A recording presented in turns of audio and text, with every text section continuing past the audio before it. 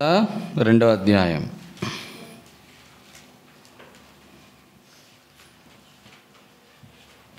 లూకాసు వార్త 2వ అధ్యాయము 11వ వచనం మనమందరం కలిసి చదువుకుందాం. Gospel according to Luke chapter 2 verse 11 మనందరికీ బాగా సుపరిచితమైనటువంటి భాగం. రండి. దావీదు పట్టణమందు నేడు రక్షకుడు మీ కొరకు పుట్టి ఉన్నాడు, ఈయన ప్రభువైన క్రీస్తు. మరొకసారి చదువుకుందాం. దావీదు పట్టణమందు నేడు రక్షకుడు మీ కొరకు పుట్టి ఉన్నాడు, ఈయన ప్రభువైన క్రీస్తు. ప్రార్థన చేసుకుందాం. చిన్న ప్రార్థన. పరిశుద్ధమైన తండ్రి, నీ పరిశుద్ధమైన స్తోత్రాలు. ప్రభు, వచ్చిన నీ బిడ్డలుతో మీరు ప్రభు సూటిగా నేరుగా స్పష్టముగా ప్రభు మీరు మాట్లాడి మాకు కావలసిన ఆత్మీయ ఆహారాన్ని, మా ఆత్మకు అవసరమైన ఆహారాన్ని నాయనా మీ కృపాహస్తాలకు అప్పగించుకుంటున్నాం.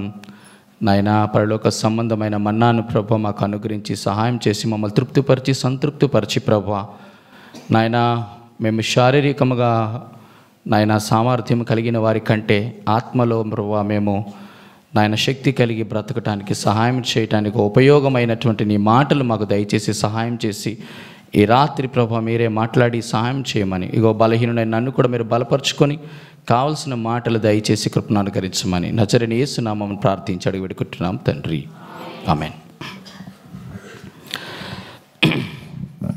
చాలా వర్తమానాలు మనం ఈ వాక్యాన్ని ఆధారం చేసుకుని అనేకమైన మాటలు మనం వింటూ వస్తాం. క్రిస్మస్ అంటే ఈ మాట లేకుండా ఎక్కడ ఏ మీటింగ్స్లో కూడా ఒక బ్యానర్ కూడా ఒక ఫ్లెక్సీ లేకుండా కూడా జరగదంటే తప్పు కాదేమో. నిజంగా అది చాలా అద్భుతమైనటువంటి మాట. ఎందుకంటే క్రిస్మస్ అంతా కూడా ఈ ఒక్క మాట చుట్టే తిరుగుతూ ఉంటుంది. ఆ మాట దావీదు పట్టణమందు నేడు రక్షకుడు మీ కొరకు పుట్టి ఉన్నాడు, ఈయన ప్రభువైన క్రీస్తు. ఈ మాటని అనేకసార్లు అనేకమైన వర్తమానాలు దీని మీద అందించినప్పటికీ కూడా దేవుడు ఒక నూతనమైన తలంపుతో దేవుడు ఈరోజు మనందరితో మాట్లాడునుగాక. దావీదు పట్టణమందు రక్షకుడు మీ కొరకు పుట్టి ఉన్నాడు అని ఉందా? మరొకసారి చదువుతున్నాను, చాలా జాగ్రత్తగా ఆలకించండి. దావీదు పట్టణమందు రక్షకుడు మీ కొరకు పుట్టి ఉన్నాడు అని ఉందా? ఈరోజు అంశం అదే. నేడు రక్షకుడు, నేడు రక్షకుడు ఎవరి కొరకు? మీ కొరకు, నా కొరకు, మనందరి కొరక? మనందరి కొరకు పుట్టి ఉన్నాడు. కొంచెం సేపు ఈ పుట్టిక, దావీదు పట్టణము, రక్షకుడు ఇవన్నీ పక్కన పడితే ఆయన ఎప్పుడు పుట్టాడనేది చాలా ప్రాముఖ్యమైనటువంటి విషయం. సాధారణంగా యేసుక్రీస్తు ప్రభువారు పుట్టారా అని చాలామంది అడుగుతూ ఉంటారు. కొంతమంది పుట్టలేదని, కొంతమంది పుట్టినాడని చాలా వాగ్వాదాలు ఉన్నాయి. కొంతమంది యేసుక్రీస్తు ప్రభు దావీదు పట్టణం మంది పుట్టాడా, ఇంకెక్కడైనా పుట్టాడా అనేటువంటి వాగ్వాదాలు కూడా చాలా ఉన్నాయి. ఆయన రక్షకుడుగానే పుట్టాడా అనేటువంటి వాదముల యందు వాదించుకుంటూ వ్యర్థులైన వారు కూడా చాలామంది ఉన్నారు. అయితే విచిత్రం ఏంటంటే యేసుక్రీస్తు ప్రభు వారి యొక్క పుట్టుకలో ఉన్నటువంటి మహత్తరమైనటువంటి మాట ఏంటంటే ఆయన ఎప్పుడు ఎక్కడ ఎలాగా పుట్టాడో అనేది అనేక సంవత్సరాలు కాలము నుండే ప్రవక్తలు వారి యొక్క నోట పలికించిన పరిశుద్ధాత్మదేవుని యొక్క ప్రవచనాలు, లేఖనాలు కూడా సాక్ష్యమిస్తున్నాయి. ఆ సంగతి మనందరికీ తెలుసు. అయితే ఇక్కడ మన యొక్క అంశం ఏంటి అంటే ఒక ప్రాముఖ్యమైన మాట మీద మన దృష్టిని సారిద్దాం. అదేంటంటే నేడు. నేడు రక్షకుడు ఎవరి కొరకు? మన కొరకు పుట్టి ఉన్నాడు. ఎంత చక్కటి మాట అంటే ఈరోజు క్రీస్తుని యొక్క జన్మదిన వేడుకలు ప్రపంచమంతా జరుపుకోవడంలో ఉన్న ముఖ్య ఉద్దేశం ఏంటంటే నేడు రక్షకుడు మన కొరకు పుట్టి ఉన్నాడు. ఇంతకీ ఈ నేడు ఏం జ్ఞాపకం చేస్తుంది? నేడు అనే మాటకి లూకా భక్తుడు, నాకు తెలిసి ఆయనకి చాలా పేటెంట్ వర్డ్ అనుకుంటా, చాలా చక్కటి మాట. ఆ మాటను తీసుకొని చాలా సందర్భాలు ఈ లూకా సువార్తలో గ్రంథస్థం చేయడం చూస్తాం. కానీ యేసుక్రీస్తు ప్రభువారిని గురించి ఆయా పరిస్థితుల గుండా ఆయన రాసినప్పుడు చూసినప్పుడు చాలా నాకు విచిత్రం అనిపించింది. అందుకే ఈ మాటని ధ్యానం చేస్తున్నప్పుడు ప్రభువా ఈరోజు వర్తమానంలో నాకు ఒక తలంపి అంటే అప్పుడు దేవుడు నాకు చూపిస్తూ వచ్చాడు నేడు నేడు నేడు. ఇంతకీ ఏంటి నేడు? ఎందుకు దేవుడు నేడు రక్షకుడు ఎందుకు పుట్టాలి? కనీసం 3 కారణాలు చూసి మన యొక్క వర్తమానాన్ని ముగిస్తాం. కనీసం 3 వర్తమానాలు, 3 మాటలు చూసి మనం ముందుకు వెళ్దాం. నేడు రక్షకుడు చెప్పాలి. నేడు రక్షకుడు నా కొరకు పుట్టి ఉన్నాడని చెప్పండి. నేడు రక్షకుడు నా కొరకు పుట్టి ఉన్నాడు, మనందరి కొరకు పుట్టి ఉన్నాడు, ప్రపంచంలో ఉన్న అందరి కొరకు పుట్టాడు. ఎందుకు పుట్టాడు? రక్షకుడు నేడే అనేదానికి చాలా ప్రాముఖ్యమైనటువంటి వివరణ ఉంది.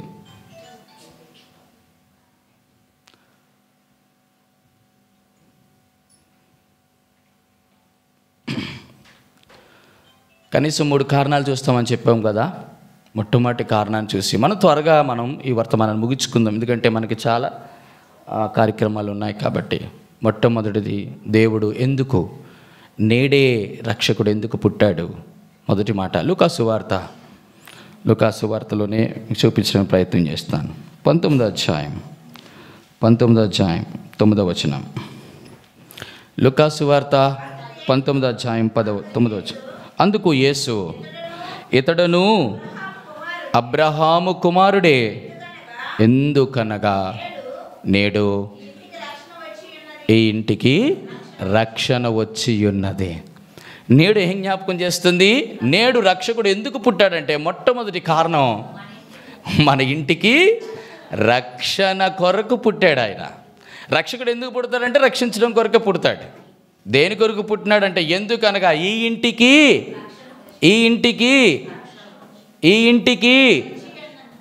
బాగా చదవండి. ఎందుకనగా, ఆ మాట ఇంపార్టెంట్, అందుకే నేను 10 సార్లు చెప్పాను. నేడు ఇంటికి అంటే దాని అర్థం ఏంటి? నేడు అంటే ఈరోజు, ఇప్పుడు, ఈ క్షణం వచ్చింది. మరి ముందో రక్షణ లేదు. అది విషయం. ప్రియ సహోదరుడా, సహోదరి, ఈ వర్తమానం వింటున్నటువంటి మన ప్రతి ఒక్కరి జీవితాల్లో యేసుక్రీస్తు ప్రభువారు అంటున్నాడు, ఇతడును అబ్రహాము కుమారుడే, ఎందుకనగా నేడు ఇంటికి రక్షణకి అబ్రహాము కుమారుడికి ఏంటి లింకు? అందుకే అంటాడు, అబ్రహాము కుమారుడును దావీదు కుమారుడైన యేసుక్రీస్తు వంశాలి. రక్షణ అనేటువంటి మాట తీసుకొచ్చినప్పుడు చెప్పండి ఎవరిని తీసుకొచ్చాడు? అబ్రహామును తీసుకొచ్చాడు. ఎందుకు అబ్రహామునే తీసుకున్నాడంటే యాక్చువల్గా అబ్రహాము నుంచే, ఏ అబ్రహామా నీ నుంచి ఈ లోకరక్షకుడు రాబోతున్నాడు. దానికి సాదృశ్యమే మోరియా పర్వతంలో ఉన్నటువంటి గొర్రె పిల్లకి సాదృశ్యంగా ఉన్న ఇస్సాకును చూపిస్తూ వచ్చినాడు. ప్రేమైన వారలారా గమనించాను. ఇక్కడ మన యొక్క దృష్టి, మన మాట దేని మీద అంటే నేడు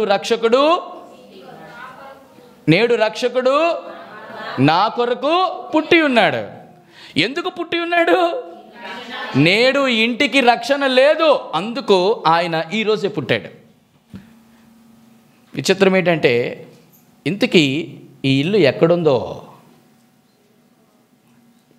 నేడు ఈ ఇంటికి రక్షణ ఇంతవరకు యేసుక్రీస్తు ప్రభువు రానంత వరకు ఈ ఇల్లు ఎక్కడుంది? 19వ అధ్యాయం 1వ వచనం.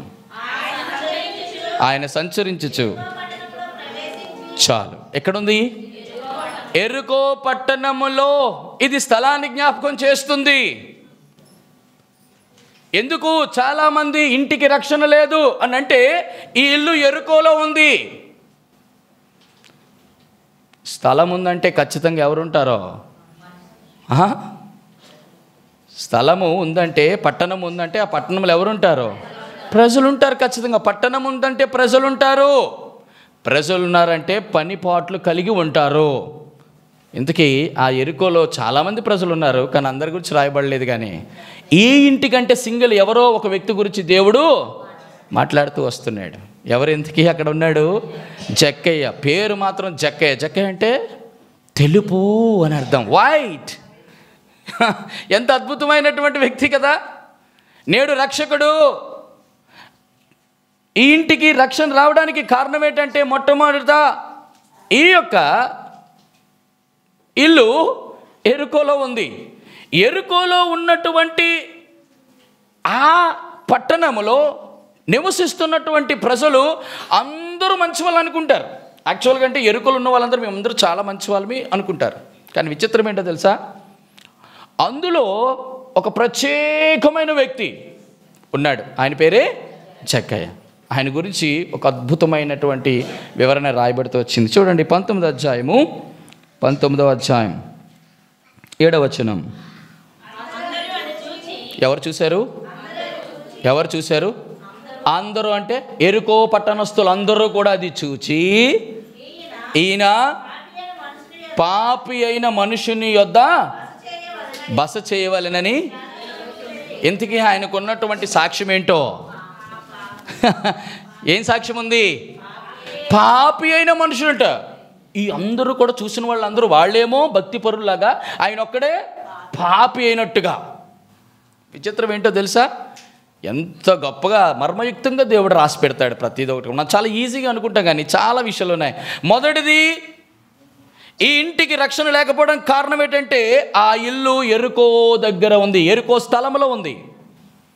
2, బాగా గమనించండి, ఆ యొక్క ఎరుకోలో సాక్ష్యము లేని ఒక వ్యక్తి ఉన్నాడు. ఏ సాక్ష్యమో? పాపి అంటే పాపము చేసినవాడు. ఇంతకీ ఏం పాపం చేశాడట? ఏం పాపం చేశాడు అక్కడ? ఆయన ఒక మాట చేశాడు. ఆయన ఏంటో చెప్పండి. అక్కడ రాయబడుతూ వచ్చింది. చూడండి, ఆ వ్యక్తి గురించి మంచి సాక్ష్యం చెప్పారండి. చూడండి 8వ వచనం. నిలవబడి, ఇదిగో ప్రభువా, నా ఆస్తిలో సగం బీదలకిచ్చుచున్నాను. నేను ఎవని యొద్దని అన్యాయముగా దేన్నైనా తీసుకుని అతనికి 4 గింతల మరలా.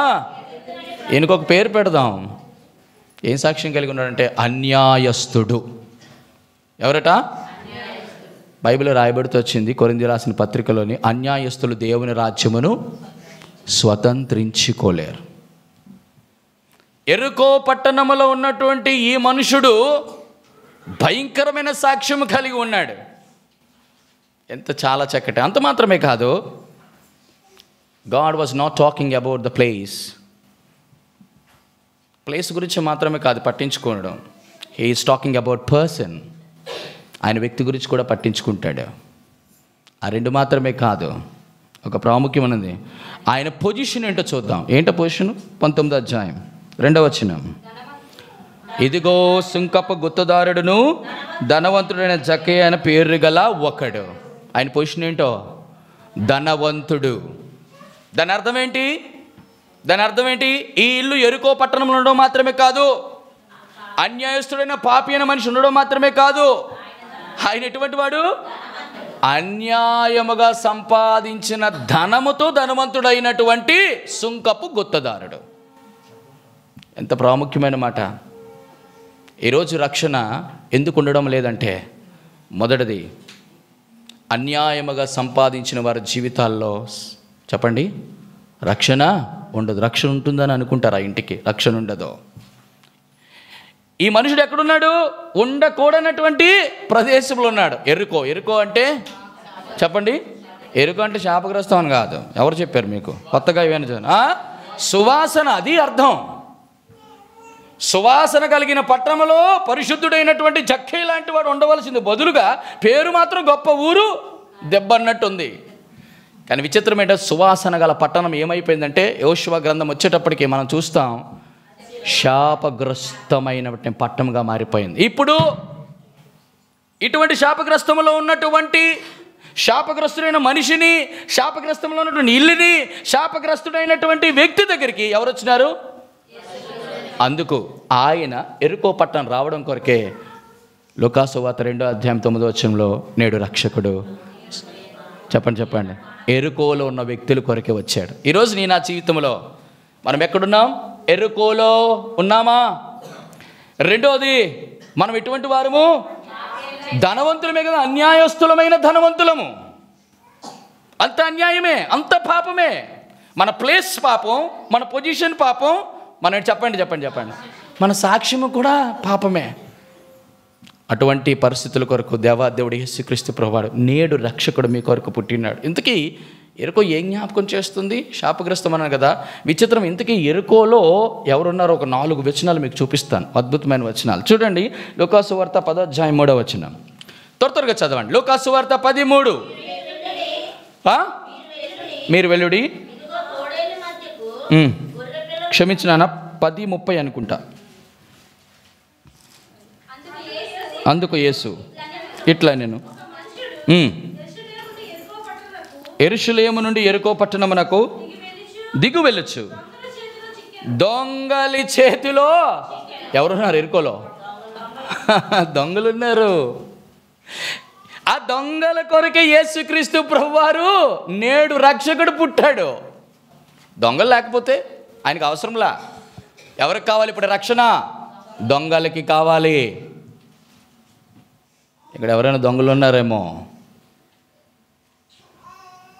2 లూకాసు వార్త 18:35. లూకాసు వార్త 18:35. అదిగో మళ్ళీ యెరికో పట్టణమందు ప్రవేశించినప్పుడు ఒక్క గ్రుడ్డివాడు త్రోవ ప్రక్కన కూర్చోండి భిక్షం అడుగుచుండెను. యెరికోలో ఎవరున్నారు ఇప్పుడు? భిక్షగాలు కాదు, గ్రుడ్డివారు ఉన్నారు అక్కడ. అది కాంటెక్స్ట్. ఎవరున్నారు మొదట? ఎక్కడున్నారు? ఎవరున్నారు మొదట? దొంగలు ఉన్నారు. యెరికోలో ఇంకోలు ఎవరున్నారు? గ్రుడ్డివారు ఉన్నారు. మూడవది యెరికో పట్టణంలో ఎవరున్నారు? లూకాసు వార్త 19:10. లూకాసు వార్త 19.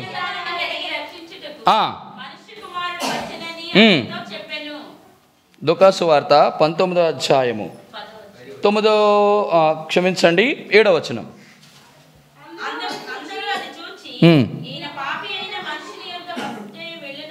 రైట్. ఇప్పుడు యెరికోలో ఎవరున్నారు? పాపులు ఉన్నారు. ఇంకొక మాట, యెహోషువ గ్రంథం 2వ అధ్యాయం 1వ వచనం. యెహోషువ గ్రంథం 2వ అధ్యాయం 1వ వచనం. యెహోషువ 2వ అధ్యాయం 1వ వచనం. మీరు నా జనులని సహోదరులతో స్వదేశీయులతోను చెప్పుడి దాని బట్టలను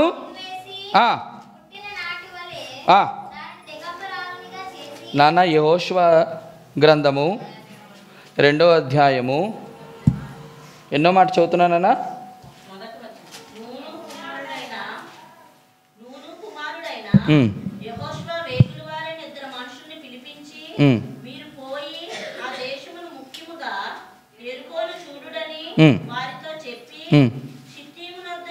నాన్న మొదటి వచనం నాన్న, సారీ. ఆ దేశమును షిత్తము వాని రహస్యముగా పంపెను. వారు వెళ్ళి రాహాబు అను ఒక వేషి అంట చేరి అక్కడ దిగా. ఇప్పుడు అక్కడ ఎవరున్నారు?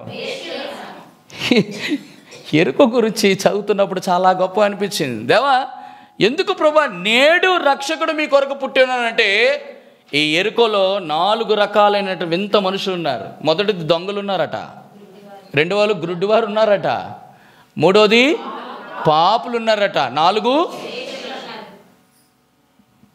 దేవుడు వారి కొరకే ప్రత్యేకముగా నేడు రక్షకుడు మీ కొరకు పుట్టి ఉన్నాడు. ఎందుకయ్యా చాలా కుటుంబాలకి రక్షణ లేదు అని అంటే, ఈ ఇల్లు యెరికోలో ఉంది. యెరికోలో ఉంటే తప్పు కాదు. కానీ యెరికోలో ఉన్నటువంటి మనుషులు ఎలాగ ఉన్నారట? దొంగలుగా ఉన్నారు, గ్రుడ్డివారిగా ఉన్నారు, పాపులుగా ఉన్నారు, వ్యభిచారులుగా ఉన్నారట. వీళ్ళందరి కొరకు యేసుక్రీస్తు ప్రభువు నేడు ఈ ఇంటికి రక్షణ వచ్చింది. ఇప్పుడు ఒక చిన్న మాట ఏంటంటే, ఇంతకీ ఆ ఇంటికి రక్షణ రావడానికి ఈ యెరికోకి ఏంటి సంబంధం అంటే, ఆ యెరికోలో ఉన్నటువంటి ఈ జక్కయ్య ఏం చేశాడో తెలుసా? ఒకే ఒక్కటి చేశాడు. ఏంటో తెలుసా? చూడండి ఆ మాట. 19వ అధ్యాయం 5వ వచనం. వచ్చినప్పుడు కన్నులెత్తి చూచి, జక్కయ్య త్వరగా దిగము, నేడు నేను నీ ఇంట చెప్పగా ఏం చేశాడు? అతడు త్వరగా దిగి సంతోషముతో ఆయనను దీనికి ఒక పేరు పెడదామా? ఎవరి ఇంటికి రక్షణ వస్తుందంటే యేసుక్రీస్తు ప్రభువారిని. చెప్పండి, ఎవరైతే ఏ ఇంటిలోనికైతే ఆహ్వానిస్తారో ఆ ఇంటికి, చెప్పండి, ఆ ఇల్లు యెరికో పట్టణములో ఉన్నప్పటికీ ఆ పట్టణంలో ఉన్న మనుషులు దొంగలైనా, పాపులైనా, వ్యభిచారులైనా, గ్రుడ్డివారైనా వారందరికీ దేవుడు ఏం చేస్తాడు? రక్షణ అనుగ్రహిస్తారు. ప్రియ సహోదరుడా, సహోదరి, వర్తమానం నా జీవితంలో మనం ఇంకా రక్షణ లేకుండా ఉంటే, ఏ రక్షణ లేకుండా చెప్పండి, ఏ రక్షణ లేకుండా మనకు కావలసిన రక్షణ ఏంటి? ఆత్మ రక్షణ. దేవుడు నీతో నాతో మాట్లాడుతున్నాడు. చాలామంది దొంగలుగా ఉండి, వ్యభిచారులుగా ఉండి, ఇవన్నీ ఏం జ్ఞాపకం చేస్తుంది? దొంగతనం, వ్యభిచారం, పాపం అన్నీ కూడా కేవలం అపవిత్రత. మన జీవితంలో అపవిత్రత పోగొట్టడం కొరకే యేసుక్రీస్తు ప్రభువారు 2024 సంవత్సరాల క్రితం నీ కొరకు నా కొరకు రక్షకుడిగా నేడు, చెప్పండి, నీ కొరకు నా కొరకు పుట్టి ఉన్నాడు. రెండో మాట చూసుకుందాం, నేను త్వరగా ముగిస్తాను. రెండో మాట, ఎందుకు నేడు రక్షకుడు? మొదటి మాటలు మనం చూస్తూ వచ్చాం. God, Jesus Christ was Born today because to give salvation. Number two, రెండవ మాట, ఎప్పుడొచ్చింది ఆ ఇంటికి రక్షణ? ఎప్పుడొచ్చింది? చెప్పండి. ఆహ్వానించినప్పుడు. ఎప్పుడు ఆహ్వానించాడు? యేసుక్రీస్తు ప్రభువారు యెరికో పట్టణాన్ని దర్శించినప్పుడు. దేవుడు దర్శిస్తే ఖచ్చితంగా ఇంటికి రక్షణ వస్తుంది. నెంబర్ 2, హెబ్రీయులకు రాసిన పత్రిక 3వ అధ్యాయం 13వ వచనం. హెబ్రీయులకు రాసిన పత్రిక 3వ అధ్యాయం, నేడు మీరు ఆయన శబ్దమును విని ఎడల కోపము పుట్టించిన అప్పటి వలె మీ హృదయములను కఠినపరచుకుడని చెప్పెను గనుక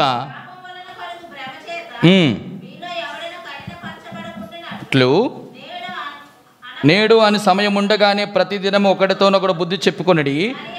ఏలయనగా మొదటి నుండి మనకున్న దృఢ విశ్వాసం అంతమొట్టు గట్టిగా చేపట్టిన క్రీస్తుల పాలువారమై ఉందుము.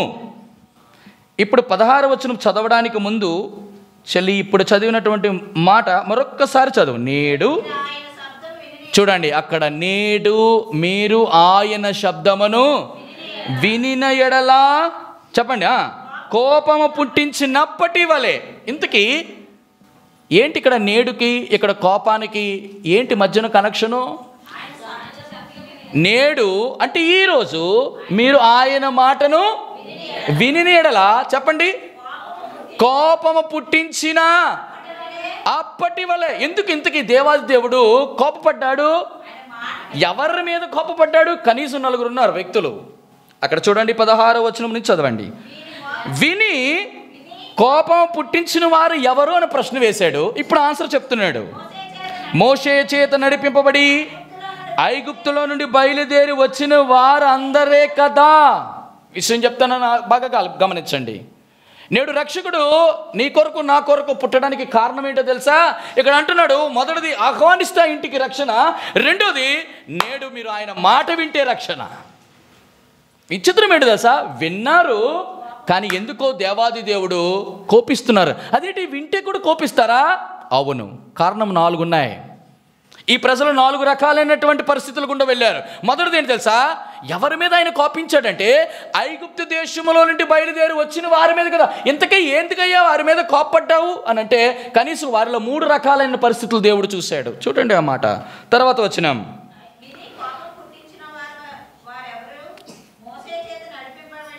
ఐగుప్తు నుండి బయలుదేరి వచ్చిన వారందరే కదా, ఎవని మీద 40 ఏండ్లు ఆయన కోపించెను? నెంబర్ 1, పాపము చేసిన వారు వాళ్ళు. రెండోది, వారి శవములు అరణ్యములు రాలిపోయాను, తన విశ్రాంతిలో ప్రవేశింపరని ఎవరిని గూర్చి ఆయన చెప్పాను?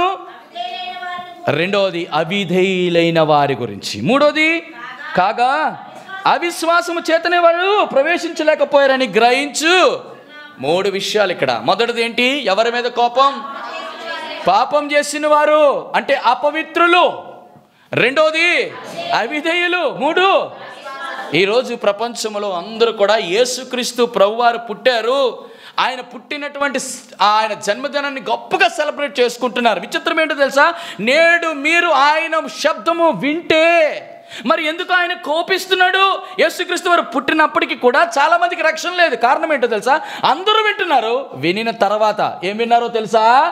నేడు రక్షకుడు మీ కొరకే పుట్టాడు, మీ కొరకే పుట్టాడు. ఈరోజు క్రిస్మస్, ఈరోజు యేసుక్రీస్తు ప్రభువారు నీ కొరకు నా కొరకు సువార్త విరివిగా అన్ని చోట్ల ప్రకటించబడినప్పటికీ కూడా విచిత్రం ఏంటో తెలుసా? చాలామంది పాపులుగా మిగిలిపోతున్నారు, అపవిత్రులుగా జీవిస్తున్నారు, అవిధేయులుగా జీవిస్తున్నారు. మూడోది అవిశ్వాసాలు. దేవుని మాట విశ్వాసం ఉంచడంలా, విశ్వాసం ఉంచినప్పటికీ కూడా అవిధేయత చూపిస్తూ ఉన్నారు. అవిధేయత చూపిస్తున్నట్టు కూడా అపవిత్రులుగా జీవిస్తున్నారు. ప్రియ సహోదరుడా, సహోదరి, దేవుడు దర్శిస్తే నీ ఇంటికి రక్షణ. రెండోది ఇక్కడ అంటున్నాడు, ఇక్కడ వాళ్ళందరినీ ఏం చేస్తున్నాడో తెలుసా? కోపం. దీనికి ఒక పేరు పెడదాం, దేవుడు దండిస్తాడు నీ రక్షణ కొరకు కూడా. మొదటిది దర్శిస్తే, రెండోది దండిస్తాడు. ఇక్కడ 40 సంవత్సరాలు తన యొక్క ఊహ ఏంటి? తన ప్రజల్ని ఐగుప్తు దేశం నుంచి బయటికి తీసుకొని వచ్చి వారికి ఏం చేయాలా? రక్షణ కల్పించాలి. ఎక్కడ రక్షణ? పరిపూర్ణ రక్షణ అంటే కనాను దేశం, విశ్రాంతి, అందులో ప్రవేశించాలని దేవుడు వారిని ఐగుప్తు దేశం నడిపిస్తే వారు ఈ రక్షణ భాగ్యాన్ని గురించినటువంటి మాట వింటూ ఏమైపోయారు? అవిధేయులుగా, అవిశ్వాసులుగా, అపవిత్రులుగా మారిపోయారు. ఎంత దారుణం, ఎంత దారుణం. ఈరోజు ప్రపంచంలో మొత్తం అందరూ కూడా ఇదే పరిస్థితి. ఇది ఎవరి గురించో తెలుసా? యేసు ప్రభు మాట వినిన తర్వాత కూడా చాలామంది దేవుని నమ్ముకున్నప్పటికీ కూడా, రక్షకుడు నీ కొరకే పుట్టాడని తెలిసినప్పటికీ కూడా, ఆత్మలో రక్షణ పొందినప్పటికీ కూడా, రక్షణ భాగ్యాన్ని పొందినప్పటికీ కూడా, వారి జీవితంలోని సంఘంలో చేర్చబడినప్పుడు కూడా మరలా అపవిత్రత, మరలా అవిధేయత, మరలా అవిశ్వాసం. కొంతమంది అంటారు, యేసుక్రీస్తు ప్రభు నాకేం చేశాడు? ఏం చేశాడు ఆయన నమ్ముకుంటే నేను? ప్రియ సహోదరుడా, సహోదరి, గమనించండి. యేసుక్రీస్తు ప్రభు వారు నీకేం చేయాలి? ఏం చేయాలి? ఒక్క మాట చెప్పనా? ఏం చేశాడో తెలుసా? తన ప్రాణాన్ని ఇచ్చాడు. తన ప్రాణాన్ని ఇచ్చాడు నీ కొరకు, నా కొరకు. అంతకంటే ఇంకేం చేయాలి ఆయన? చెప్పండి. అంతకంటే ఇంకేం చేయాలి? నీ నా పాపముల కొరకు సిలువ మ్రాను మీద ఎక్కి తన రక్తాన్నంత కార్చాడు. సరిపోదా ఇది నీకు? ఇంకేంటి ఇవ్వాలి నీకు? డబ్బు ఇవ్వాలా? అందం ఇవ్వాలా? చదువు ఇవ్వాలా? ఐశ్వర్యం ఇవ్వాలా? ఇంకేం కావాలి నీకు? ఎన్నున్నా కూడా గుర్తుంచుకో, ఒకడు సర్వలోకమును సంపాదించుకోవాడు, ప్రాణం పోగొట్టుకుంటే వాడికి ఏం ప్రయోజనం లేదు. కానీ ప్రాణం పోగొట్టుకున్న యేసు ప్రభువును సంపాదించుకుంటే నిత్యం స్వాస్థ్యంలో దేవుడు వాడిని ఉంచుతాడు. ఈరోజు నా జీవితంలో యేసుక్రీస్తు ప్రభువు ఎందుకు పుట్టాడు? నేడు రక్షకుడు నీ కొరకు ఎందుకు పుట్టాడంటే, రెండోది, మొదటిది దర్శిస్తే అంటే, రెండోది దండిస్తే. కొన్నిసార్లు దేవుడు దండిస్తాడు. దేవుడు నీ కొరకు ఎందుకు పుట్టాడంటే, కొన్నిసార్లు దండించడానికి ఆయన నీకు పుట్టాడు.